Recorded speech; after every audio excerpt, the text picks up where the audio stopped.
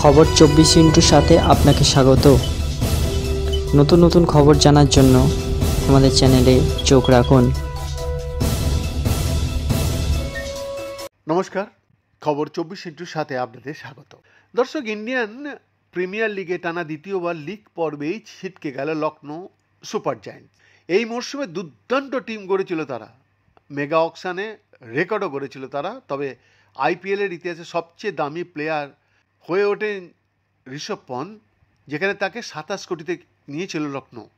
টিমে Mitchell Marsh, আইডেন Markram, Nicolas পুরানের মতো বিধ্বস্তি ব্যাটাররা ছিল, কিন্তু বোলিংয়ে শুরু থেকেই সমস্যা ছিল লখনৌয়ের। সৌজন্য এক ঝাঁক পেসারের চোট, তার উপর ব্যাটিংয়ে ক্যাপ্টেন ঋষভ পন্থের হতাশাজনক পারফরমেন্স তো রয়েইছে। সব মিলিয়ে এবারের মরশুমের মতো প্লে অফের দৌড় থেকে বাইরে চলে গেল লখনৌ সুপার জায়ান্টস। আশা জিয়ে রাখতে ঘরের মাঠে সানরাইজার হায়দ্রাবাদের বিরুদ্ধে জিততেই হতো লখনৌকে। সানরাইজার আগেই ছিটকে গিয়েছিল, তাদের হারানোর কিছু নেই, বরং বাকি ম্যাচগুলো মর্যাদার লড়াই তাদের কাছে। লখনৌর মাঠে 6 উইকেটের বিশাল জয়, এর সঙ্গে লখনৌ বিদায়। টস জিতে লখনৌকে ব্যাটিংয়ের আমন্ত্রণ জানিয়েছিল সানরাইজার।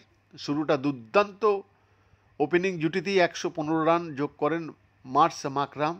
মিডল অর্ডার ফের ভরসা দিতে ব্যর্থ হলো। ক্যাপ্টেন ঋষভ পন্থ 3-এ নামেন, 6 বলে করেন 7 রান। নিকোলাস পুরান 26 বলে 45 রান। এরপর শুধুই 1 অঙ্কের রান। 20 ওভারে 7 উইকেটে 205 রান করে লখনৌ সুপার জায়ান্টস। আরও অন্তত 30 রান যোগ করার মতো জায়গায় ছিল একটা সময়। বোর্ডে বড় টার্গেট থাকলেও খোলা মনে খেলার সুযোগ ছিল সানরাইজারের ব্যাটারদের। তরুণ ওপেনার অথর তাইডেকে সুযোগ দেয় তারা। 9 বলে 13 রান করেন তিনি। তবে অভিষেক শর্মা ও ঈশান কিষান জুটিতে পরিস্থিতি সামাল দেয় সানরাইজার।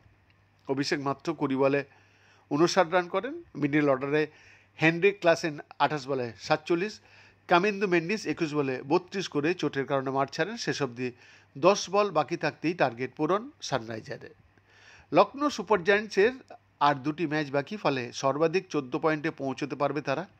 প্লে অফে দৌড়ে বাকি রইল মুম্বাই ইন্ডিয়ান্স ও দিল্লি ক্যাপিটালস। মুম্বাইয়ের 14 পয়েন্ট রয়েছে, যদিও নেট রান রেটে অনেক এগিয়ে তারা। পরের ম্যাচে মুখোমুখি হবে মুম্বাই ও দিল্লি। মুম্বাই জিতলে প্লে অফ সেখানেই নিশ্চিত। দিল্লি ক্যাপিটালসের বিদায় সেখানেই হয়ে যাবে, কিন্তু দিল্লি যদি মুম্বাইকে হারিয়ে দেয় জমে উঠবে প্লে অফ। দিল্লি রয়েছে 13 পয়েন্টে। মুম্বাই ও পাঞ্জাবকে হারালে তারা 15 পয়েন্টে পৌঁছে যেতে পারবে। সুতরাং মুম্বাইকে হারালেও তাদের অপেক্ষা করতে হবে। পাঞ্জাবও যদি মুম্বাইকে হারায় তবেই প্লে অফে যেতে পারবে দিল্লি।